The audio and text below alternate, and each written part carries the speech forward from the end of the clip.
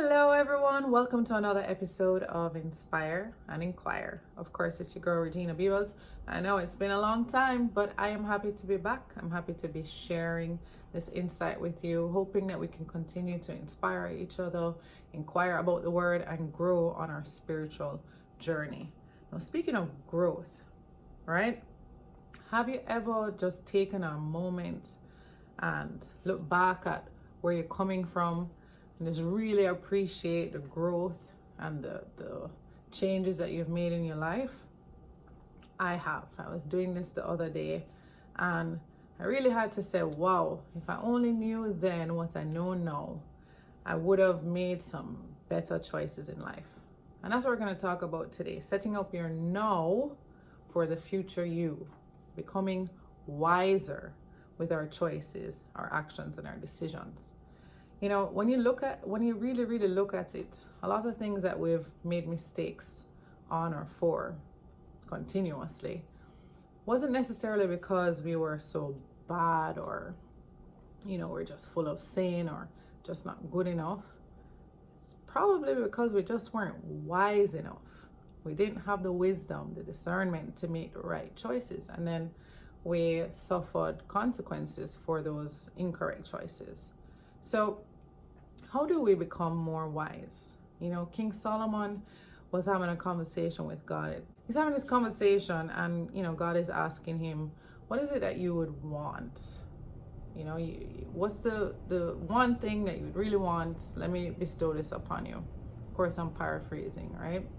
So King Solomon is like, I could ask for riches, I could ask for more women, but no, he wasn't interested in any of those things. He knew the value of wisdom. So King Solomon asked for wisdom. And God said, you know what? That is outstanding. You understand that wisdom is more precious than any silver and any gold. Because with wisdom, you can make the best choices in life, right? Not just for yourself, but for those around you.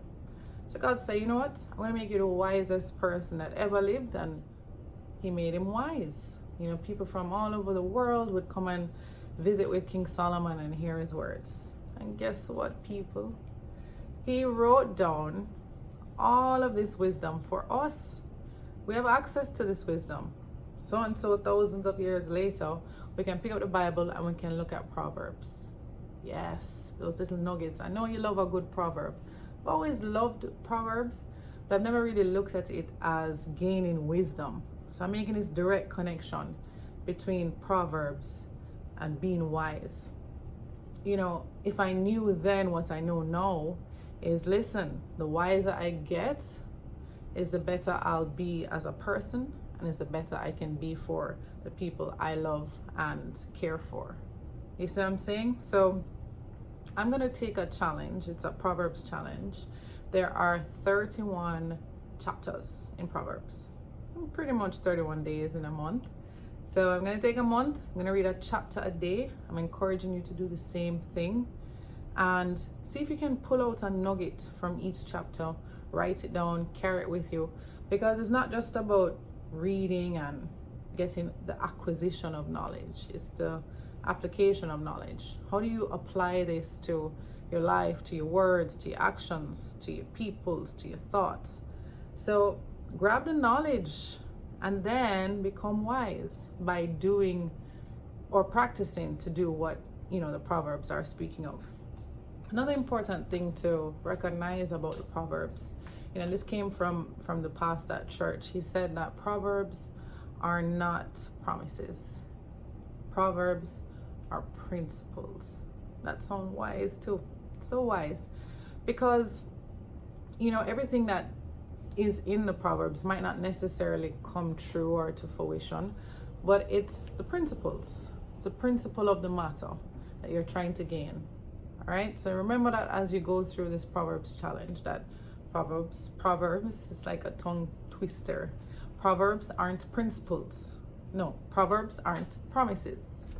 Proverbs are principles, right? Get wise. Get wise by getting into the Word of God, who is the source of wisdom, and specifically into Proverbs, because came from the King Solomon, who asked for wisdom and is sharing his wisdom, right? So that's where I'm at. I just wanted to share that little nugget. I hope that you are feeling inspired.